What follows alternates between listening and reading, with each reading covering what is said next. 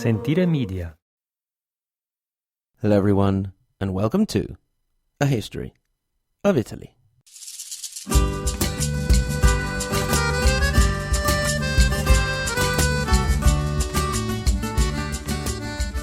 Episode 56, Communal Growing Pains, an English Pope, and Barbarossa on the scene.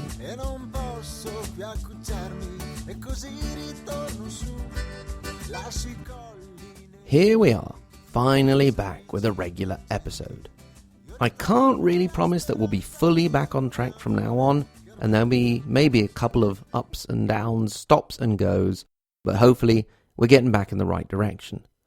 Also, I'm working on a couple of little surprises with some of my favourite fellow podcasters, so listen out for those as well. I hope I haven't abandoned you for too long, and I'm quite sure you'll find other summary things to do anyway. We had left off in the middle of the 12th century. Last time, we saw how Pope Eugene III had been forced to flee Rome due to his opposition to the communal authority represented by the Senate, and, in an attempt to regain some prestige, he had called for the Second Crusade, which had been a PR disaster for him and one of the main contenders, Holy Roman Emperor Conrad. Meanwhile, life in the internal city continued now with the charismatic figure of Arnaldo da Brescia as the spiritual leader of the commune. Speaking of communes in general, how were they doing at this time? Well, we have seen that we cannot really pinpoint a starting period for all of the communes in Italy. Indeed, signs of growing independence can be traced back centuries before the time we are talking about, which is the 1140s. However, we did find a compromise to indicate the starting point for the communes in the election of the first city consuls, elected from and by the prominent families of the city, both noble and the new and upcoming merchant class. This means that many communes were by now about half a century into their experience. This was enough time for them to realize that perhaps some changes needed to be implemented. After all, there was no manual in circulation entitled How to Run a Commune. It was always sort of trial and error. They started off with the idea of the consul chosen among the maiores, the important citizens of the city. They would not supplant the existing ruling class, i.e. the bishops and the nobles, but in time they would gain increasing power and influence, and the old establishment had to get with the program.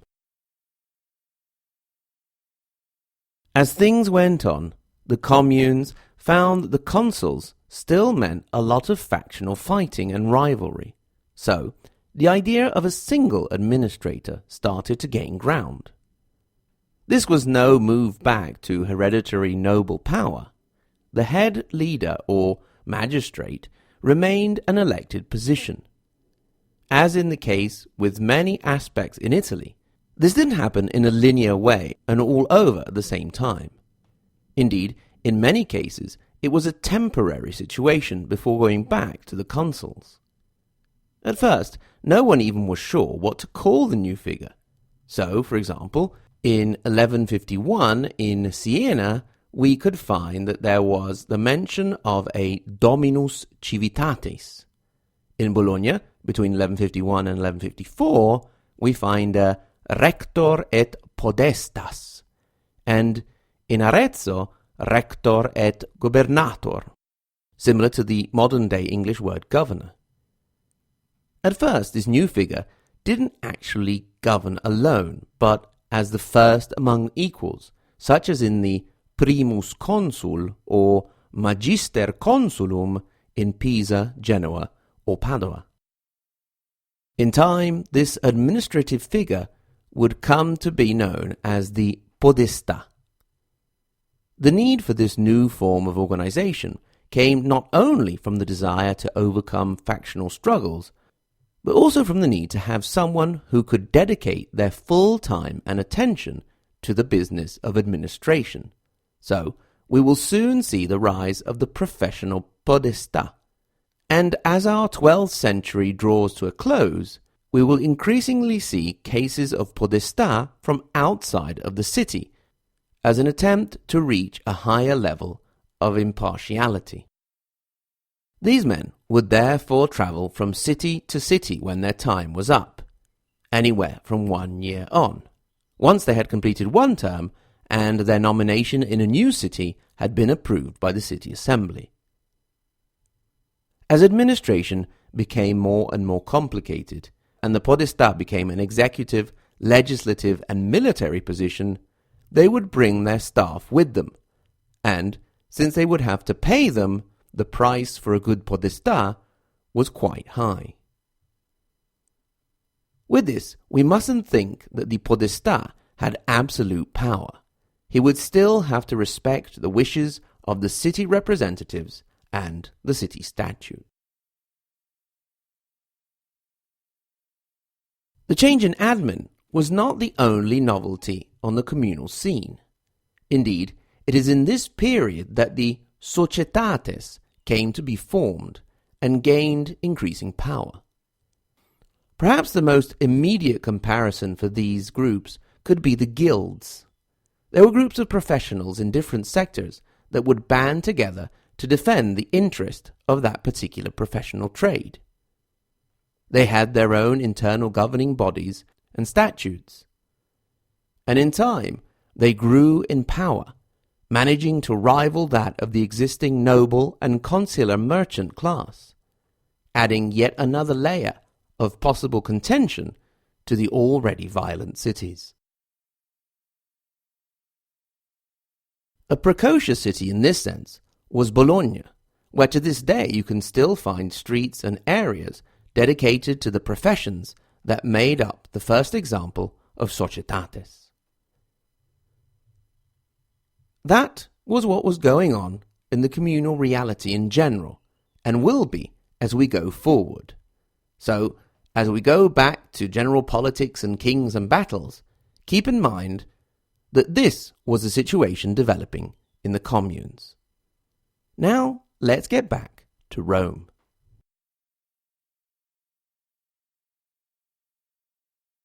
In 1145, back before the disaster of the Second Crusade, Pope Eugene managed to reach an agreement with the Roman Senate and re-entered the city. This held for a whole of a couple of months before the Pope clashed once again and left again for Viterbo and stayed there for a couple of years. Meanwhile, the Roman Senate tried offering the imperial crown to Conrad in the name of the city and not the Pope. Conrad hesitated for a while, but finally decided he might actually make his way down. So, in 1152, he got all ready, prepared his expedition, and then died. So he couldn't really hope to lead the expedition.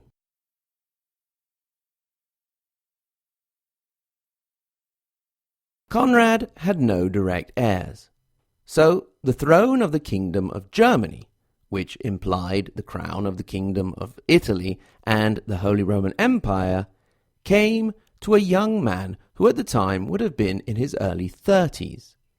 He was of medium height, a bit robust though not fat. He had blue eyes, long, delicate fingers, and very white teeth. He had curly red hair and a characteristic red beard that earned him his nickname, would you believe it, Redbeard, in Italian, Barbarossa. His name was Frederick.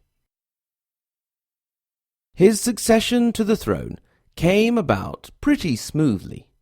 Indeed, Frederick Barbarossa was from the house of Hohenstaufen of Swabia, and so a Ghibelline.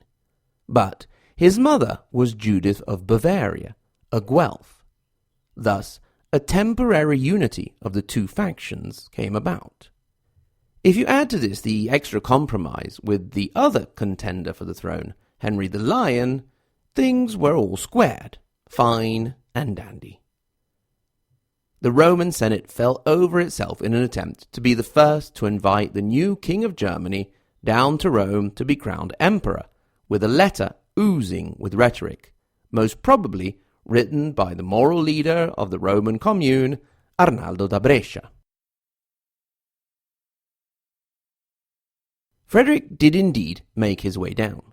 However, he made it very clear that he was coming to be crowned by the Pope and was having none of this new-fangled rule-your-own-city business. He didn't exactly rush down. He took his time, getting ready, and on his way down, made a bit of a stop-off. He made a stop-off in northern Italy, because the city of Milan had been a bit naughty. They hadn't been paying the required tribute to the King of Germany, who was also the King of Northern Italy and Holy Roman Emperor. They weren't doing a good job taking care of their roads and bridges, and were refusing hospitality to the German representatives. Worst of all, they were being really big bullies to the little staunchly pro-imperial town of Lodi, an important market town just southeast of the greater city. In March of 1153, the citizens of Lodi sent 3 ambassadors to Frederick to report the Milanese. Barbarossa sent down a representative who was made fun of, and I'm sure the ferocity of the Milanese taunting caught him completely by surprise. They even roughed him up a bit, forcing him to flee back to Frederick in the night.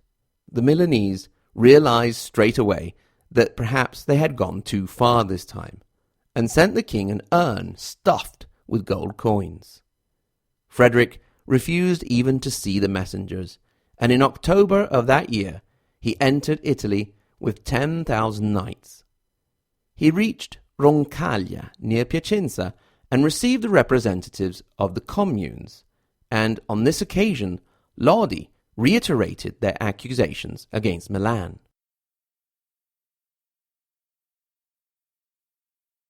Now Frederick didn't have the manpower for a direct attack on Milan, so he opted for the destruction of the nearby castles of Momo, Tecate, and Gagliate, the latter being where your humble podcaster was born.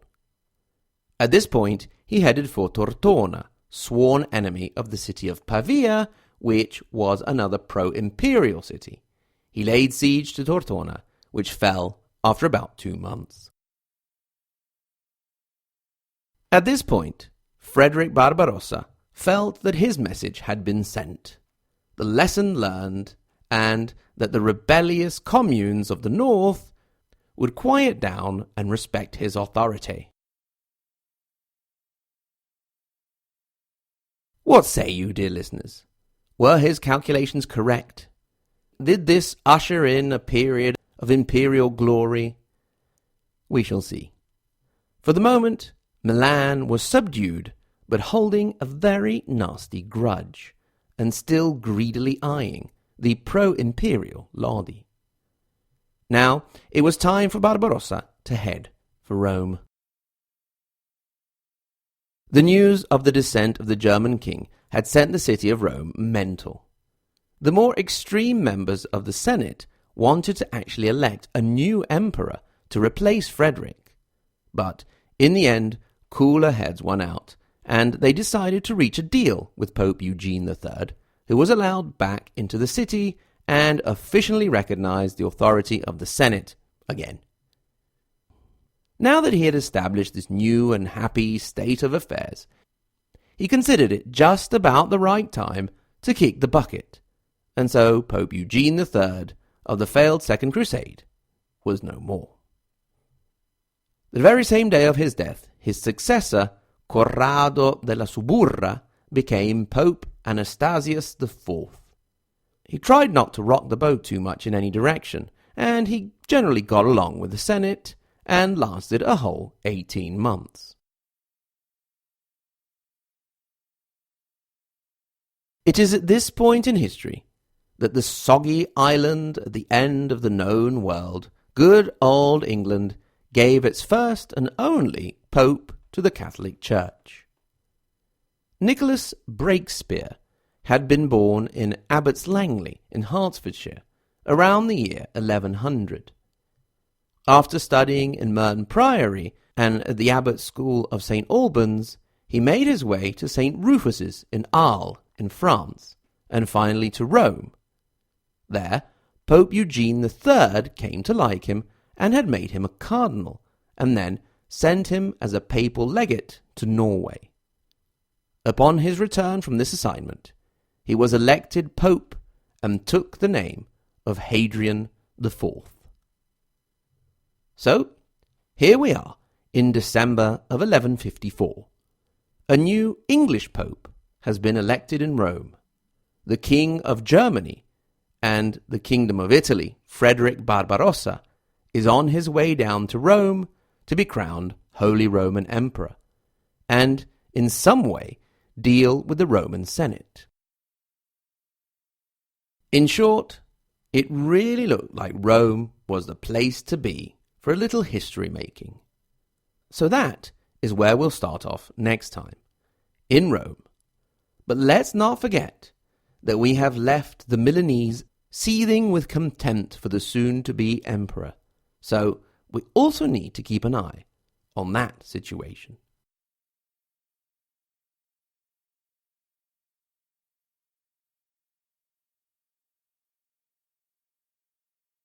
As always, thanks very much to everyone for listening. Thanks in particular to my Patreon supporters, my Anita and Giuseppe Garibaldi level, Ed, Jeff, Joshua and Sean, my Matilda Di Canossa and Mazzini level, Benjamin, Maddie, Mattia, Roberta, Scott and YR, my Margherita Hack and Galileo Galilei level, Ben, Celane, Chris, Dean, Ignazio, Jay, Caitlin, Kevin, Shelby, Stephen and Vincent, and my Tippy Top, Maria Montessori and Dante Alighieri level, Sen, Paolo and Reactionary Venetian. It's been a while, so I don't remember if I've given a big welcome to Jimmy C, welcome, and our newest Patreon supporter, Anthony G. Welcome, boys, to the family. We've also had another lovely review on iTunes by Madame Crea. Sorry for the pronunciation, but I think that seems to be the spelling. Anyway, perhaps if you could let me know how the pronunciation is supposed to be, forgive me for muddling that up. Then, I would like to remind everyone that pretty soon, in about a month now, the Storia d'Italia podcast is organizing a day trip to Ravenna, and we of A History of Italy will be tagging along. So if you happen to be holidaying in Italy in that period, or you happen to live in the general area of Ravenna, please be sure to come along so we can have a nice day out in the old imperial capital. Also, a final reminder, our podcast actually has a sponsor, a book, The K-Rock Chelsea Hotel, which is written by me and has absolutely nothing to do with Italian history, but it's a good way to support the show if you've been thinking of doing it and you want to grab a hold of a book and do some summer reading. Remember that you can get in touch with us, hello@ahistoryofitaly.com, at the same URL, ahistoryofitaly.com. You can click through to our social media, Twitter and Facebook, and find timelines and maps to help you navigate our country's complicated history. Until next time, thanks very much for listening again, and arrivederci.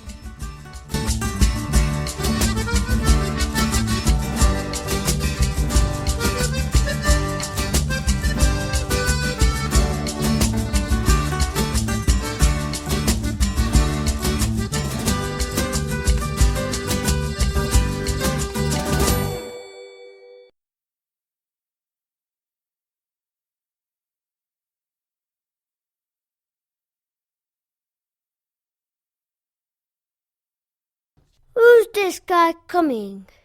Oh no, it's the English Pope. All right, chaps, let's hop to it, eh? Lots of poping and churching to do. Right, now, first of all, this commune business. Nasty piece of work, that.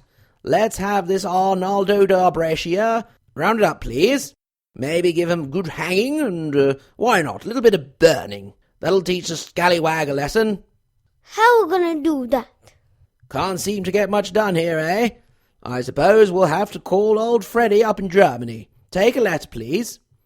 Dear Freddy, you old bean, come on down and sort out this silly commune business. There's a good lad. Best, Popey. There you are. I thought this city was supposed to be the cradle of civilization. I haven't even seen a cricket pitch, I tell you. Hey, guy, maybe you take it easy, no? You get the people to like you. After all, you are foreign. Foreign? I say, good sir, you are foreign. I am English. Sentire Media.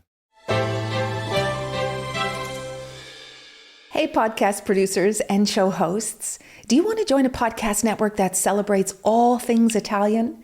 At Sentire Media, we understand the allure of Italy and its unique culture. Our devoted team of hosts and producers are all driven by their shared passion for Italy.